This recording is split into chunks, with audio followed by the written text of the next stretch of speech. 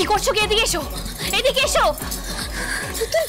কি করছিস স্যার? তোমার কি মাথা খারাপ হয়ে গেছে?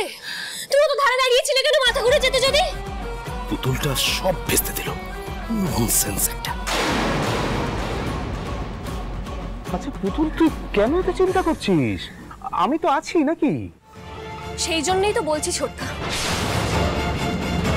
তুমি তো খুব ভালো করে জানো যে ছোট মা অত ধারে দাঁড়াতে পারে না। ওপর থেকে নিচের দিকে তাকালে মাথা ঘুরে যায়, ভয় পায়। তারপরেও তুমি ছোট মাকে ওখানে দাঁড়াতে দিলে। আমি যদি ঠিক সময়ে না আসতাম কি হতো কে জানে। তুই আমার কথা শোন। দেখ তোর ছোটকার কাণ্ড, দেখ কি করেছে। আরে আমাকে সারপ্রাইজ দেবে বলেই তো এখানে নিয়ে এসেছিল। আমার জন্য একটা নেকলেস নিয়ে এসেছে সোনার। ওটা জাস্ট পরাতে যাবে আর তুই তখনই হাক ডাক করে ঢুকে পড়লি। তাই ভালো কথা, কিন্তু এখানে কেন? এখানে কি দরকার ছিল ছোট মা, এটা বলো আমায়। আচ্ছা পুতুল, তুই মাঝে মাঝে এমন বোকা বোকা কথা বলিস না। জয়েন্ট ফ্যামিলিতে স্বামী স্ত্রী কোথাও তো একটা প্রিভেসি খোঁজে নাকি? সেই জন্য এখানে এলাম, আর তুই এসে। আর আমি একটা কথা বুঝতে পারছি না, স্বামী স্ত্রী কোথায় থাকবে কোথায় যাবে সেটাও কি তুই ঠিক করে দিবি? আরে শোনো কি করছো, শোনো না পুতুল। ছোট মা, পুতুল তো ছোট, শোনো।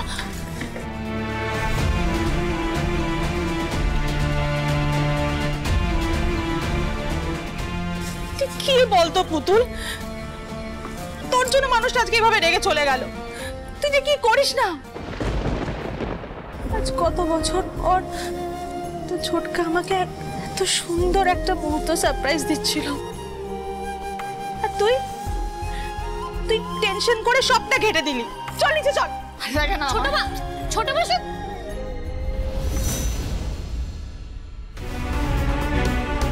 মানে এ বাড়িতে বড়দের জন্য মান সম্মান বলে কিছু রইলো না। যা খুশি তাই হচ্ছে, ছোটরা যা খুশি অপমান করে যাচ্ছে সবাইকে। কি কি হয়েছে বলো তো? এত উত্তেজিত কেন? কি হয়েছে বলো। শোনো না,